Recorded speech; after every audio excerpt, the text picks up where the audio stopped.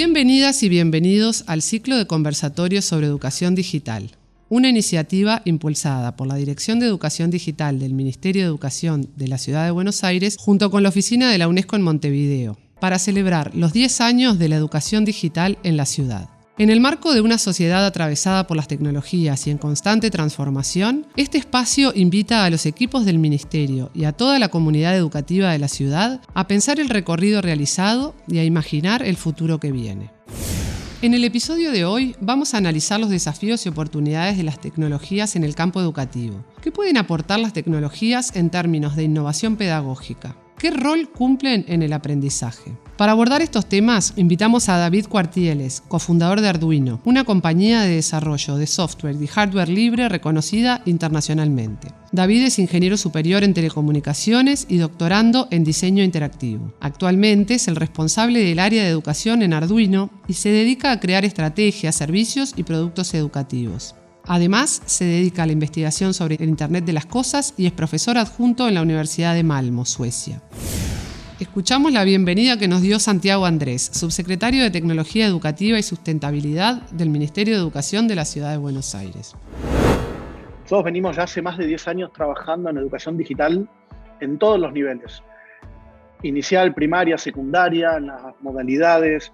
Y la verdad que es un montón lo que venimos trabajando, lo que venimos transformando durante todo este tiempo y se fue, y lo vimos en la pandemia, vimos lo preparados que estábamos, y nunca uno está preparado, no tiene todo bien alineado para que salga cuando realmente se necesita, pero lo que pudimos ver, y yo destaco un montón, es que teníamos un equipo organizado, teníamos capacitaciones, teníamos capacidad instalada en los docentes, estaba todo el equipo nuestro de campo apoyando, y que realmente hizo una diferencia cuando más lo necesitábamos. Y que también hizo una diferencia en los pasos, en acortar esos tiempos de implementación. Nosotros sabemos, estamos en este mundo y sabemos que la tecnología cruza todos los ámbitos de nuestra vida. ¿Y por qué no la educación también? Al contrario, estamos convencidos que la educación tiene que ser cruzada por la educación digital y tenemos que estar todo el tiempo en constante cambio. Pero esta pandemia nos dio la oportunidad de acortar esos pasos, de poder llegar más rápido a los lugares donde nos hubiese costado más tiempo, y yo creo, y como me gusta a mí siempre hablar, es una oportunidad.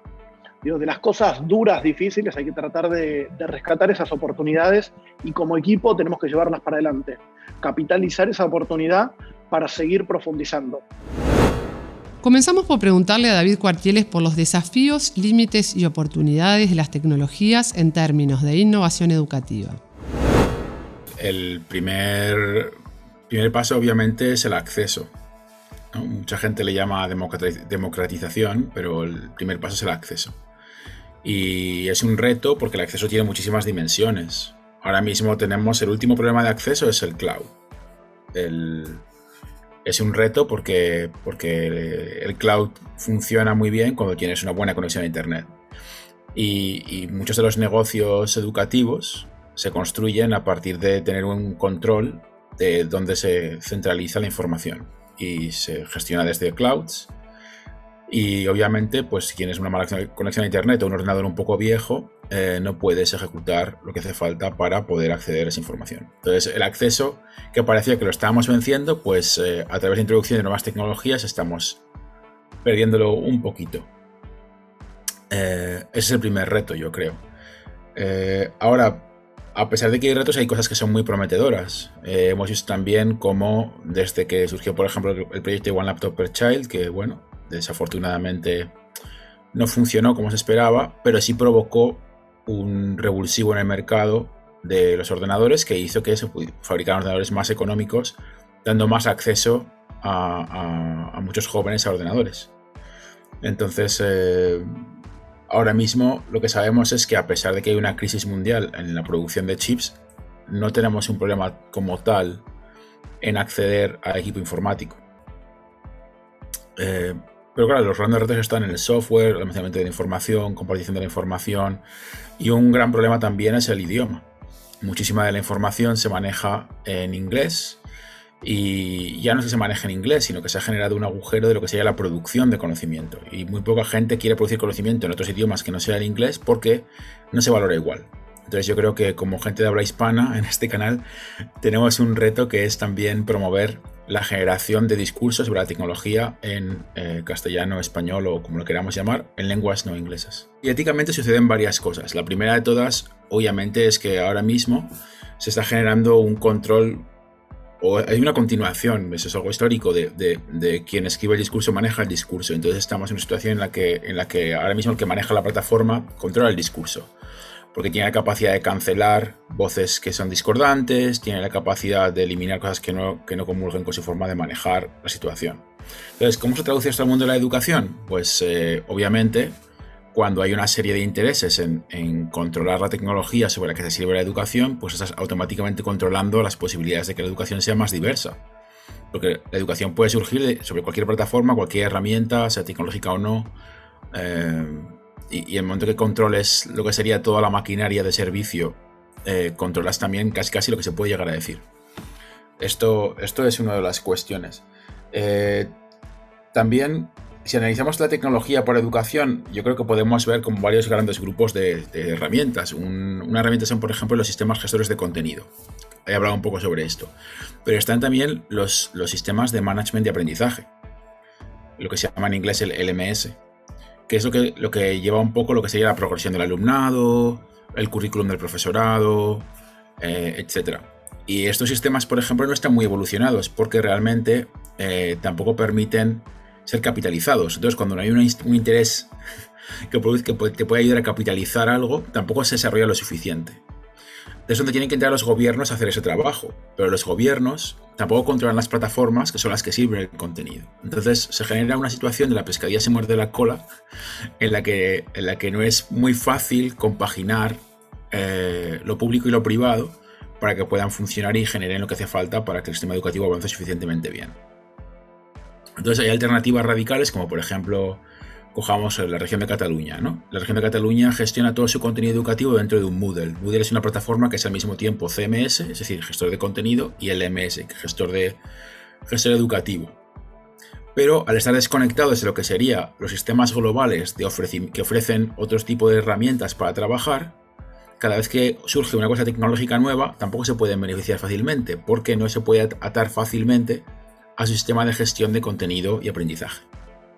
Entonces, claro, cuando quieres hacer algo que sea radicalmente más democrático, te encuentras con que tampoco puedes hacer uso de lo último, porque lo último no está tratado de herramientas que sean realmente democráticas. Entonces, eso es por eso que el discurso es un poquito complejo. Entonces, yo todo esto lo englobo dentro de un discurso que a mí me gusta llamar el discurso del post-open source, que es ya como el paraguas que va un poquito más arriba de toda esta problemática, ¿no? Es decir, el generar herramientas abiertas, sean de software, de hardware, de lo que sea, ha permitido que cosas evolucionen muy rápido, que se pueda generar nuevas infraestructuras, nuevas herramientas de aprendizaje, de desarrollo, que se creen nuevos tipos de empresas, ¿no? Pero al mismo tiempo, con todo lo bueno que ha traído, lo que estamos viendo también es que lo que sería la filosofía ideológica de lo abierto ha sido también pervertida por el capital.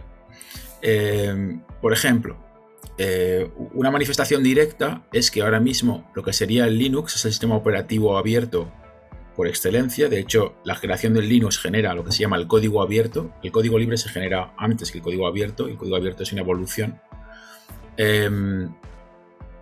Ahora mismo está financiado al 95% por empresas. Entonces, empresas tipo Microsoft, Intel, etcétera, etcétera, etcétera. Entonces, ¿qué vemos? Pues que el motor del 90% de la Internet, que es el Linux, porque corre la gran parte de los servidores de Internet, como se genera un interés en poder controlar lo que sucede ahí, las empresas que son las que manejan el dinero para luego poner en marcha sus servidores, ponen a sus desarrolladores a trabajar con eso. Eso que hace que indirectamente lo que es el desarrollo de esa plataforma se dirija hacia donde quieran las empresas. No es que los desarrolladores no tengan independencia para hacer lo que ellos quieran dentro de la plataforma. Por supuesto tienen cierto grado de independencia, pero si les hace falta resolver algo para que ese servidor sea mejor, para que la empresa X sirva mejor sus servicios, lo van a desarrollar. Y hará que a lo mejor otro servicio que sea más necesario a nivel global no se desarrolle. Entonces, se produce una comodificación, que es una venta de algo común, que en esta situación es pues el código abierto, y se está privatizando, en cierta manera. No se privatiza a nivel de licencia, se privatiza a nivel de gestión, ¿no? Entonces es como un sistema de dirección indirecta, ¿no? Alguien conduce tu coche sin que tú estés sentado dentro del coche. Esto se entiende muy bien con la idea de coche autónomo. El coche autónomo que corre con software y entonces tú no lo manejas y tú piensas que va hacia donde tú quieres, pero va hacia donde tú quieres en la forma que otro ha definido, ¿no? Entonces es un poco cómo funciona.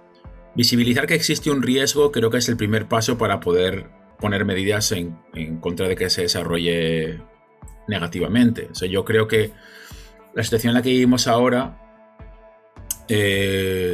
tenemos que estudiar cuáles son las alternativas y las formas de poder trabajar con ello. Obviamente hay varias, o sea, se puede hacer presión para que esto no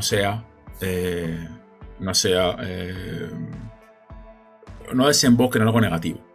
Obviamente es muy positivo, por ejemplo, que cualquier alumno de cualquier colegio de todo el mundo pueda tener acceso a un correo electrónico gratuito con el que poder comunicar con sus compañeros, con el colegio, con el que poder gestionar cosas y demás.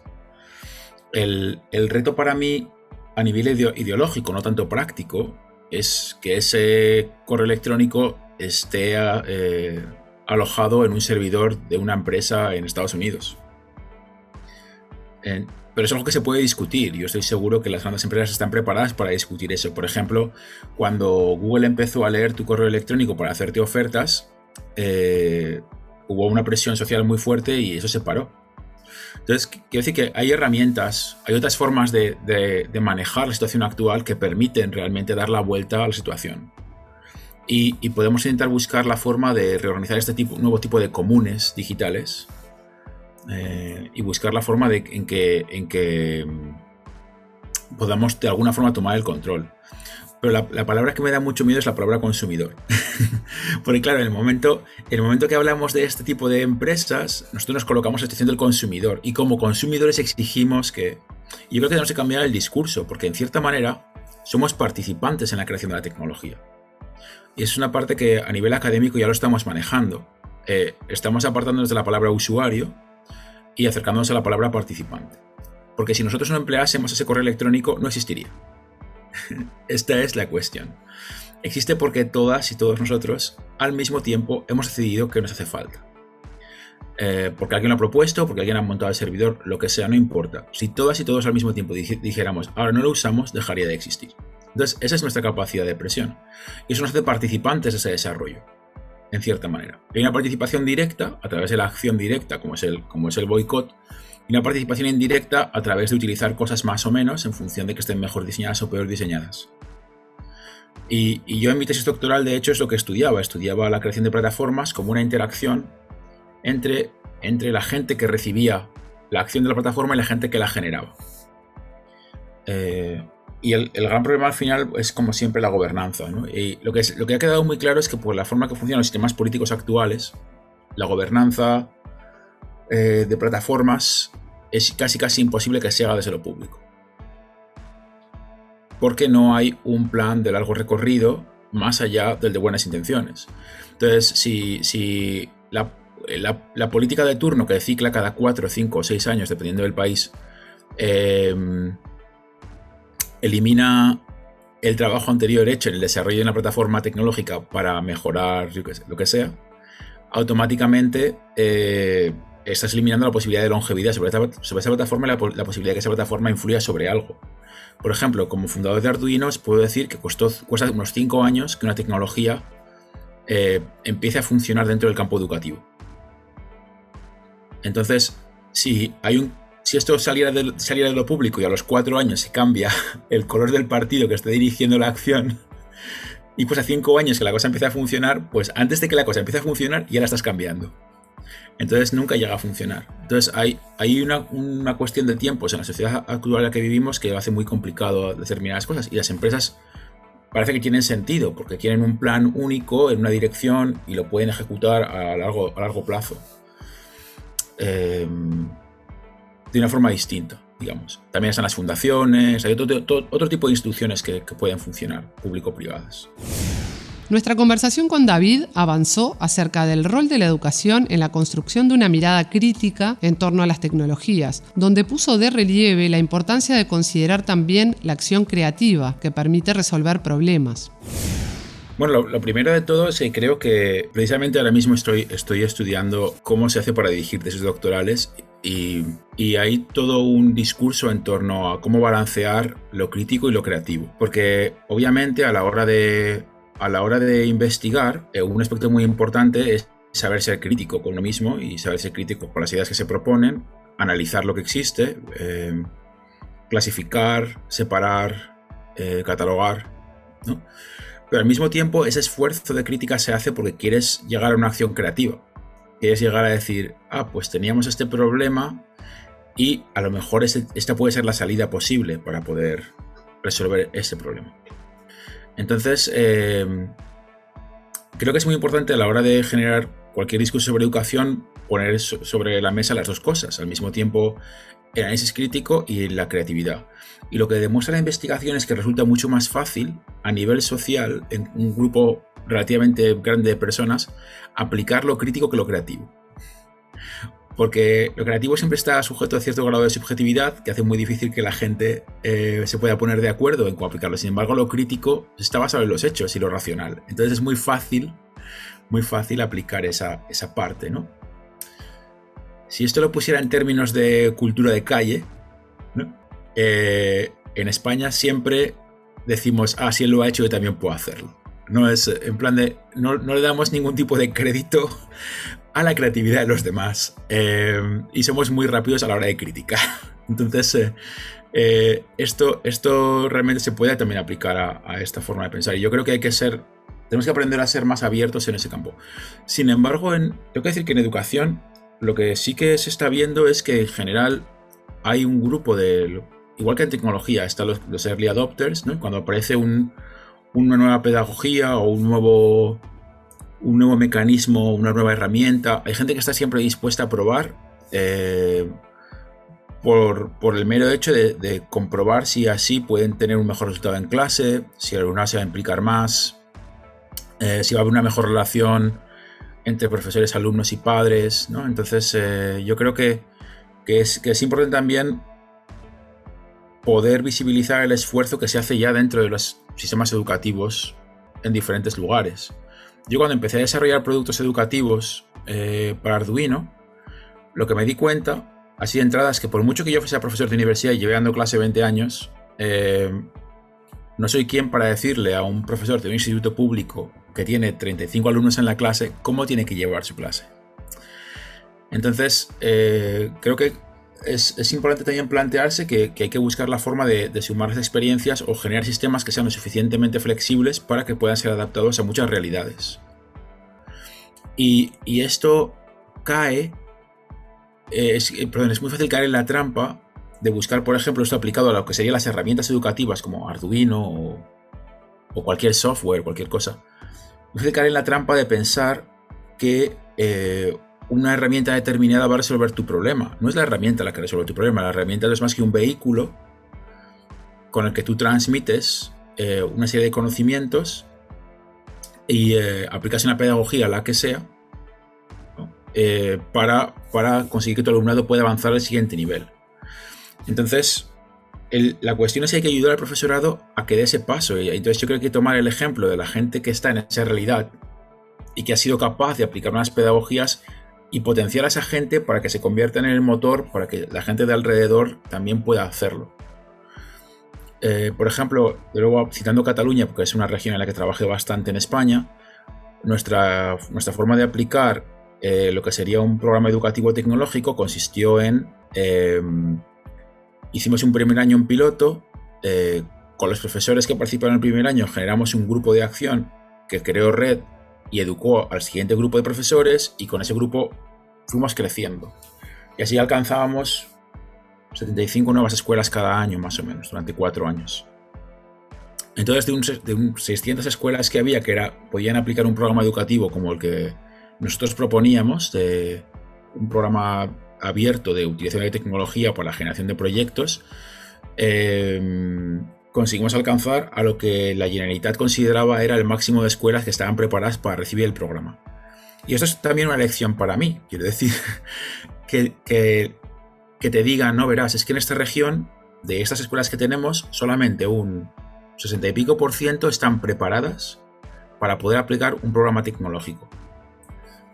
No vamos a hacer un desembolso para que todas lo estén, porque hay centros que tienen demasiada movilidad de profesores, otros tipos de situaciones y demás. No todos los centros se encuentran en un mismo momento histórico.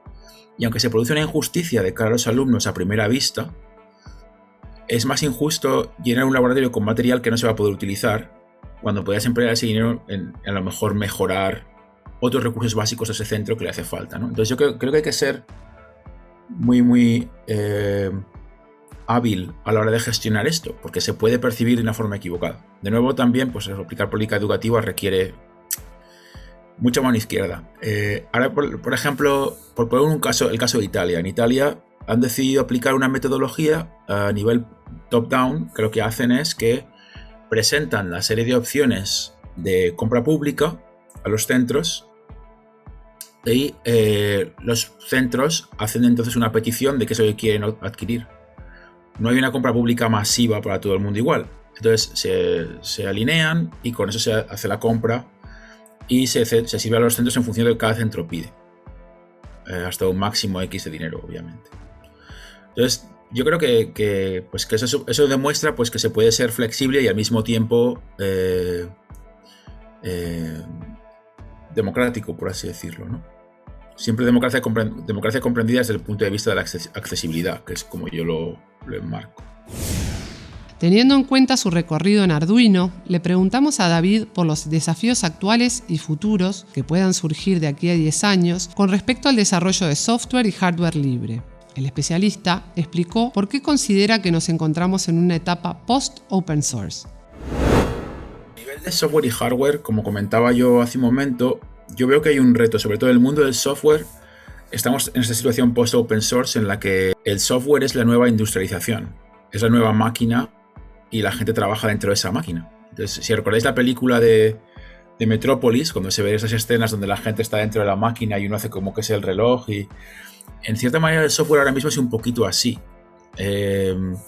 Cuando tú eres parte de una metodología de trabajo Agile, que es como se llama la metodología más en boga de desarrollo de software, tú no eres más que una rueda de la máquina a la que van llegando tareas, las desarrollas y las pones para hacer a hechas.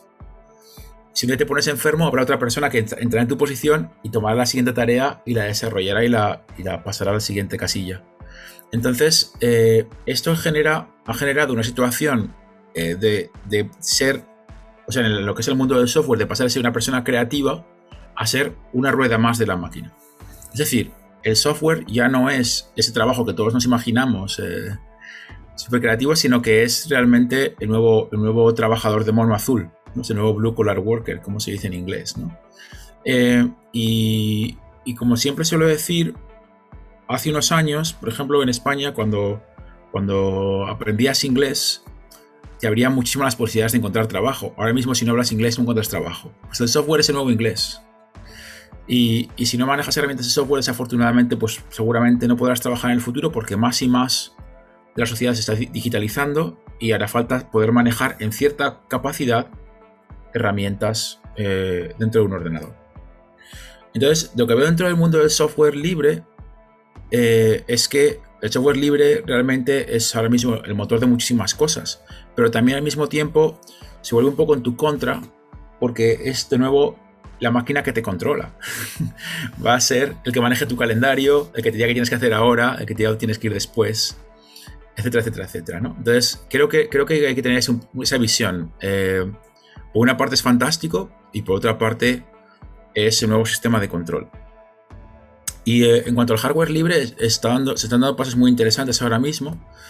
Por una parte, tenemos la primera arquitectura libre de computación, que es el RISC-V, que está empezando a expandirse por todo el mundo. Sobre todo va a empezar para generar nuevos sistemas de supercomputación que yo creo que van a ser más ecológicos y con lo cual consumirán menos energía y con lo cual será mejor para el medio ambiente al tiempo que nos da más capacidad de cómputo. Entonces, por una parte, eso es muy interesante. Por otra parte, permite el hardware libre a países con menor desarrollo tecnológico en este momento pasar a jugar el juego de el crecimiento tecnológico, como otros países.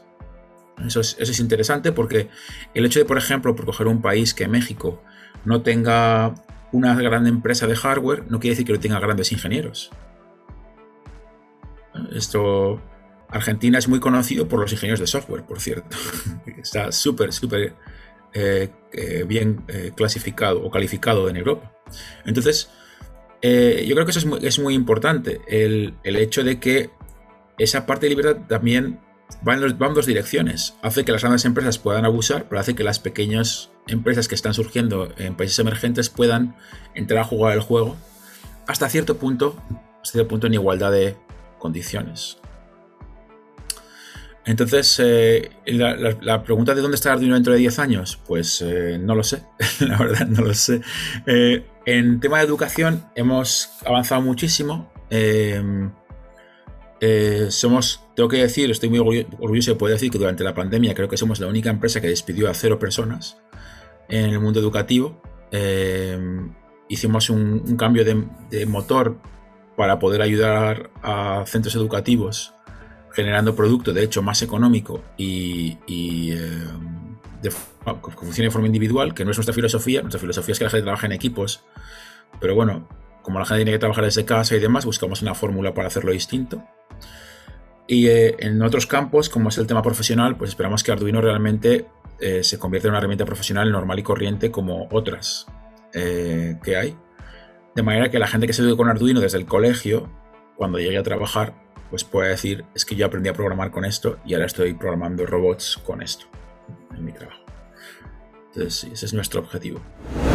Para David, las tecnologías en educación deben ser abordados de forma transversal y nos compartió sus fundamentos. Sí, yo soy muy partidario de la transversalización. De hecho, me cuesta concebir a mí personalmente el uso de la tecnología si no es para la generación de cualquier cosa. Entonces, es como...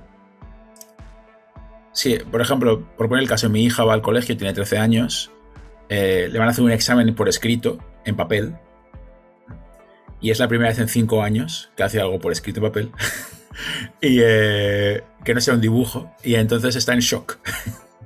Dice, no sé si sabré escribir tantas páginas, papá. Y yo digo, pues, hija mía, es lo que te va a tocar. Y ese es el tema es que la tecnología produce una transformación como cualquier tecnología, o sea, la tecnología electrónica digital, que es la que estamos hablando, pero el lapicero es una tecnología. Entonces, el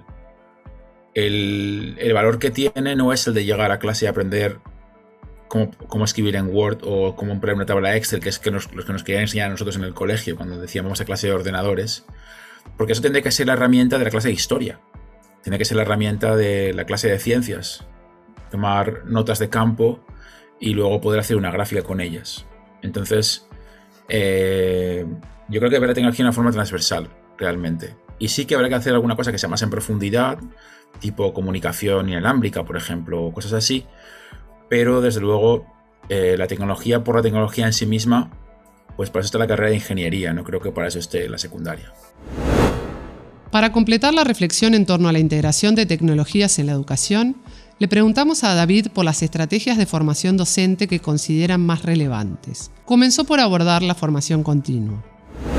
Sí, por supuesto. Yo, bueno, en mi investigación, y que es eso, insisto, parte de mi doctorado, cuando trabajábamos con las diferentes regiones en España, experimentamos tanto con la creación de la red de profesores, eso es un aspecto, pero experimentamos con la formación del profesorado durante el horario de trabajo.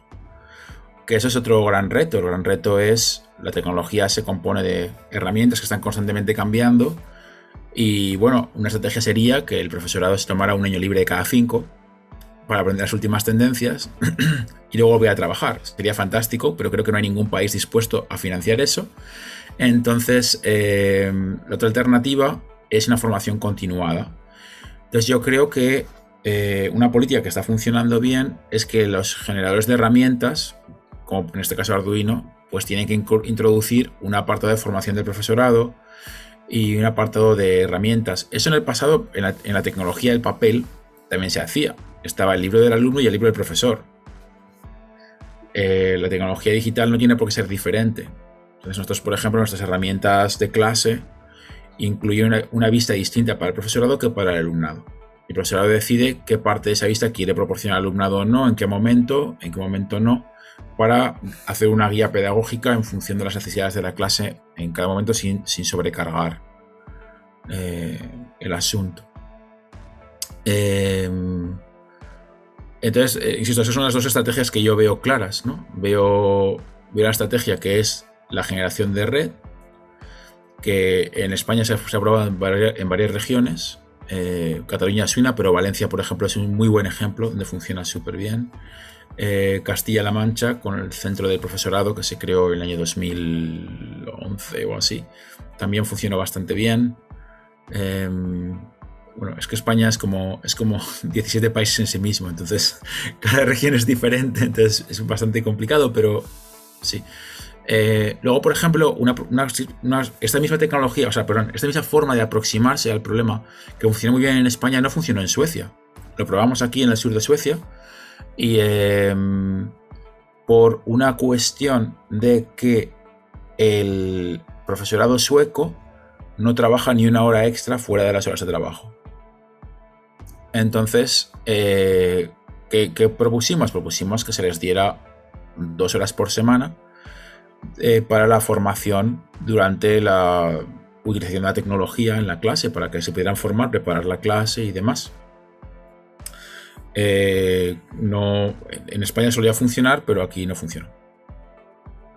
O sea, aquí hicimos un piloto con 20 y algo colegios, con un índice de éxito del 60%. En España, con 200 colegios, teníamos un 90 y pico % de éxito. O sea, un nivel completamente distinto. Entonces yo creo que la coyuntura socioeconómica también influye muchísimo en que esas políticas puedan funcionar o no. Y hay que estar muy al tanto de cuáles son las idiosincrasias de cada lugar para ver cómo podría implementar las cosas. Luego, otra cosa que es muy importante es lo que sería el soporte. Entonces hay como diferentes niveles de soporte que se pueden aplicar. Obviamente, un desarrollador de herramientas tiene que dar un soporte a la gente que las utiliza.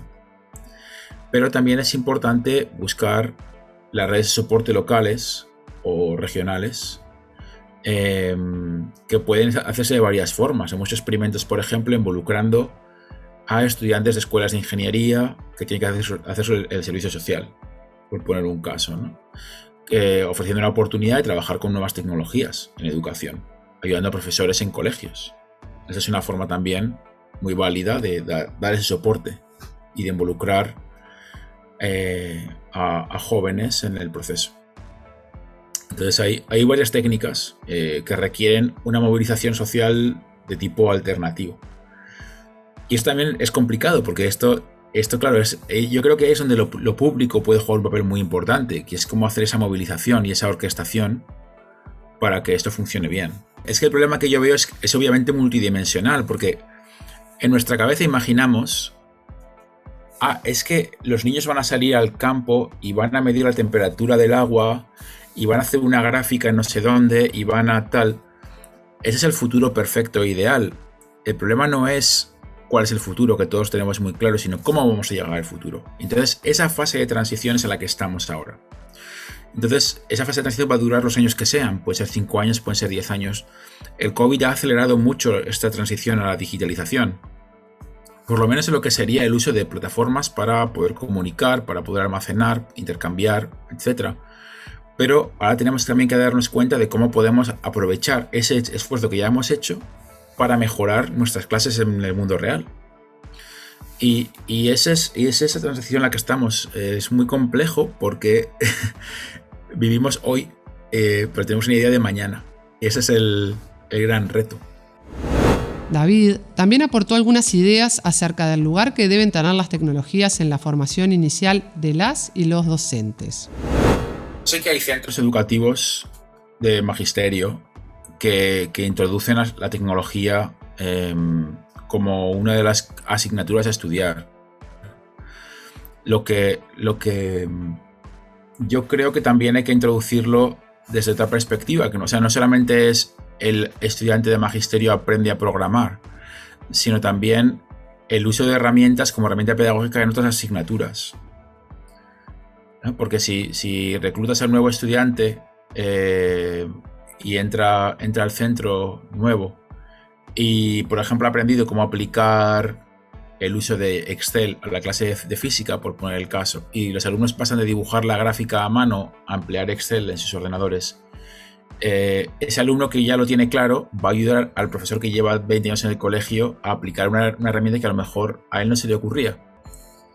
Entonces, obviamente, es importante que esa transversalidad de que hablábamos antes se empiece ya a practicar en las universidades, y que también se tenga una visión más abierta desde los claustros a la hora de integrar a los jóvenes que vienen con esas nuevas herramientas, esa nueva formación. Sobre todo porque todos sabemos que vienen con un montón de energía. Yo cada vez que entra un alumno nuevo, o sea, un antiguo alumno como profesor a mi universidad, yo le dejo un montón de espacio. Prácticamente me rehace la clase y yo siempre aprendo algo, ¿no? Eso es muy importante. Y yo creo que sí, que esta gente viene con mucha fuerza, y hay lugares que ya están aplicando esto. Pedimos a David que compartiera algunas referencias de buenas prácticas en relación a políticas educativas vinculadas a lo digital, y destacó también los planes que impulsan el aprendizaje basado en proyectos. Sí, bueno, Chile, de hecho, tiene bastante buen plan. De hecho, íbamos a empezar a trabajar en un plan, pero estalló revuelta. Y a mí me pidió en Chile el estallido de la revuelta. Fue muy interesante. Otros países, bueno, Estados Unidos, dentro de lo que sería la educación pública, tiene bastante buen planteamiento, pero también tiene una línea de gasto completamente distinta a lo que estamos hablando. En España, como comenté, por regiones, Cataluña, Valencia, Castilla-La Mancha. Hay una serie de regiones que tienen muy buenas políticas educativas que ha trascendido a través de los años y que están funcionando bien. ¿Qué otro buen ejemplo? Diría que Irlanda también es un buen ejemplo. El tema de su introducción de tecnología en el aula en general. Sí. Y luego digamos que lo que también hay son planes educativos alternativos, por ejemplo el modelo IBS, que ha llevado a cabo una digitalización brutal antes del COVID, ¿no? Yo creo que también es un modelo interesante a estudiar, ¿no? basado en investigación desde muy pequeños, etcétera, etcétera, de manera que la tecnología directamente por el modelo educativo no se convierte en un fin en sí misma, sino que se convierte en la herramienta para resolver los problemas. Entonces, de nuevo, de hecho sobre esto justamente quería hablar y casi se me olvida. En los experimentos que hicimos en España, uno de los grandes comentarios que mencionaron los alumnos, claro, nuestro experimento educativo consistía en una educación basada en proyectos, en la que los alumnos empezaban a generar proyectos desde el primer día. Los primeros proyectos eran un poco de pega, porque nosotros los habíamos hecho por ellos y ellos solamente aprendían a replicarlos, pero poco a poco íbamos quitándoles cada vez más componentes, ¿no? Era como la clásica canción que siempre le quitas una palabra y al final haces todos los gestos, pero no dices nada, y al final pues el proyecto lo hacían ellos solos. Porque claro, enseñar a trabajar por proyectos cuando estás en una escuela que no se trabaja por proyectos en secundaria es algo que tienen que aprender los alumnos y también los profesores. Entonces generamos este sistema para que todo el conjunto educativo de la clase hiciera este viaje hacia educación basada en proyectos, y en 2 meses y medio o así pasaban a hacer todo en proyectos. Y entonces una gran frase que dijo un alumno al profesor fue: profesor, ya tenemos que volver a hacer la clase aburrida de siempre. Claro, el asunto no es que fuera aburrida o no fuera aburrida, era solo un cambio del formato. El contenido era prácticamente el mismo, solo cambiamos el formato. Entonces eso creo que es muy importante comprenderlo también, que los alumnos, por el hecho de aplicar una metodología distinta, no aprenden menos, aprenden distinto. Eso es muy importante. Y transmitir ese mensaje es muy importante, yo creo. Y de hecho, para que los alumnos maxifiquen u optimicen, perdón, maxificar no existe, pero optimizar sí, su forma de aprender sobre tecnología y sobre cualquier cosa, tiene que hacerlo a través de su propio interés. Entonces, para poder optimizar su interés, lo que hay que hacer es ofrecerles una educación basada en proyectos. Es mi opinión personal. Pero, ¿qué es necesario modificar para poder implementar esta propuesta de aprendizaje basado en proyectos? Escuchen la interesante mirada de David. Voy a hablar desde la experiencia como profesor de universidad, porque en cierta manera el reto es muy parecido. Yo llevo 21 años dando clase ahora mismo. Y estoy en Suecia, por daros todo el contexto. Estoy en Suecia y cuando yo llegué aquí a trabajar como profesor, la edad media de mis alumnos era 35 años. Eran más mayores que yo. Entonces era gente que había vivido la vida, que había estudiado otras cosas, había viajado por el mundo y de repente iba a la universidad. La edad media de entrada ahora son 18 años, es decir, salen directos del colegio. Entonces, lo que yo me encuentro es que muchas veces los alumnos te dicen qué tengo que hacer para aprobar. Entonces, eso es el resultado de tener una formación basada en te vamos a hacer un examen, esto es lo que tienes que estudiar, te vamos a preguntar. No es tanto memorizar, porque no creo que sea memorizar, está basado en la forma en la que nos enfrentamos a lo que sería el assessment, la evaluación. ¿No? Y es una educación basada en evaluación. Claro, cuando llegan a la universidad decimos, no, yo en mi clase no voy a hacerte ningún examen. Ahora tienes que demostrarme que has aprendido algo, que has trabajado con este tema, que has profundizado en esto, que te has vuelto mejor en X, Y, Z, que has desarrollado una capacidad de hacer un programa o lo que sea. Entonces, claro, mi trabajo se transforma en algo distinto del profesor. No doy prácticamente clases magistrales, más que de algún tema en concreto, como cómo funciona el cerebro humano, pero poco más. Y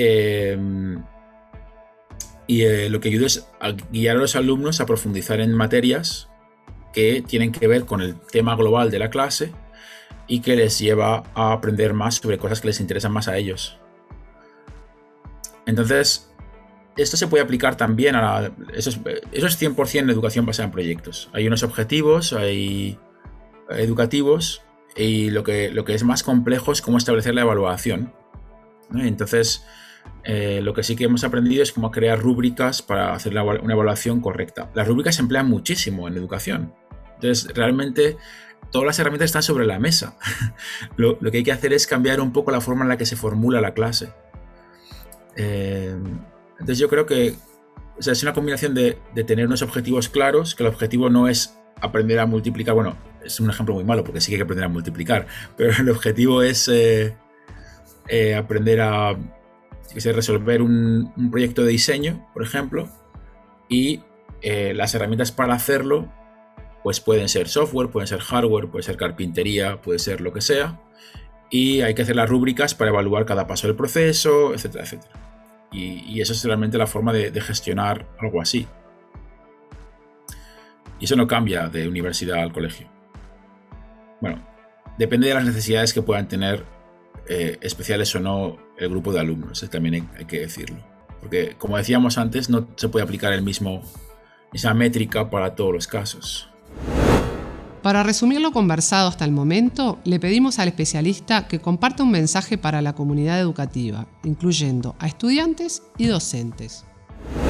Entonces yo creo que es importante tampoco no encasillarse. Y de hecho, el sistema educativo cada vez está más preparado para ayudarte a no encasillarte. Al principio uno estudiaba una cosa y era solo esa cosa, pero poco a poco creo que hemos aprendido que la transversalidad tiene muchísima fuerza en hacer que mejore la sociedad. Entonces, el hecho de que la gente sepa sobre medicina y informática hace que puedan hacer mejores sistemas de predicción de enfermedades, por ejemplo. ¿No? Esa es una realidad. Entonces, muy importante para los alumnos tener ambición. Y para los profesores, yo creo que hay que saber dejar ir. Hay que saber dejarse ir también, ¿no? Porque yo como profesor también tengo ambiciones. Y a mí me gustaría que mis alumnos llegaran a un determinado grado X en clase, que hicieran... pero a veces la ambición de los alumnos nos llevará a un camino distinto. Entonces, por eso hay que dejarse ir. Intentar sacar lo mejor de esa ambición.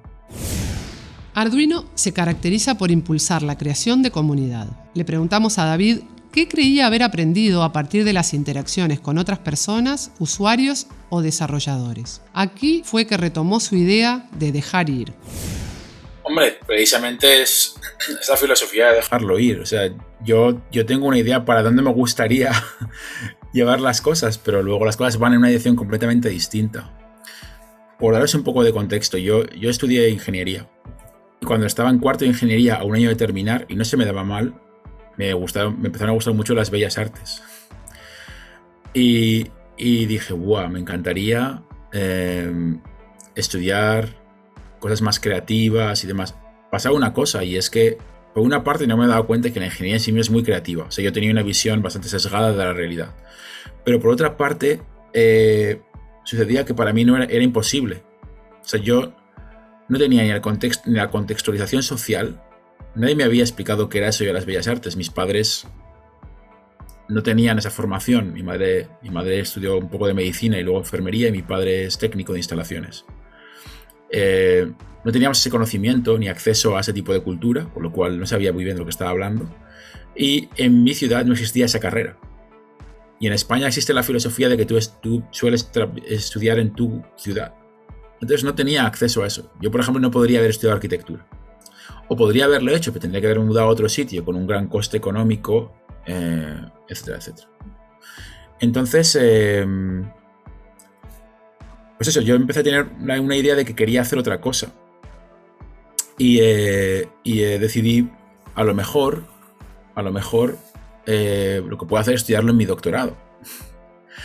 Y entonces pues me dejé ir por primera vez y dije, bueno, pues voy a hacer esta otra cosa. Terminé ingeniería y entonces empecé a hacer el doctorado, y entre mis primeros proyectos salió Arduino. Arduino fue un proyecto para mí de mi segundo año de doctorado, en conjunción con mi socio. Y yo quería llevarlo hacia el mundo del arte, porque yo quería hacer proyectos artísticos, yo quería hacer instalaciones artísticas. Y de hecho los primeros talleres de Arduino históricamente son con estudiantes y profesores de escuelas de bellas artes. Y he trabajado con la Escuela de Bellas Artes de Valencia, de hecho, desde el año 2006. Cada año doy una clase en el máster de Bellas Artes y clases a los estudiantes de doctorado. He dado clase en la Universidad de Bellas Artes de Rosario, Argentina, por poner un ejemplo así al azar, ¿no? Entonces, pero claro, poco a poco me di cuenta que todo el mundo del arte y la producción artística requería un tipo de dedicación que a lo mejor no era lo que a mí me iba. A mí me iba más explicar a la gente cómo funcionaba la tecnología para que hiciera su instalación. Entonces es donde me tuve que dejar ir otra vez. No hacer mi propia creación, sino ayudar a los demás a hacer su creación. Y al final eso es lo que es ser profesor. Tú como profesora, lo que ayudas es a otra gente a formarse y a ser independiente y a hacer algo después. Y es un poco una lotería. Deseas que siempre sean buenos. Algunos será que no sea bueno. Es lo que hay, ¿no? Es la vida. Pero bueno, esto es ser profesor.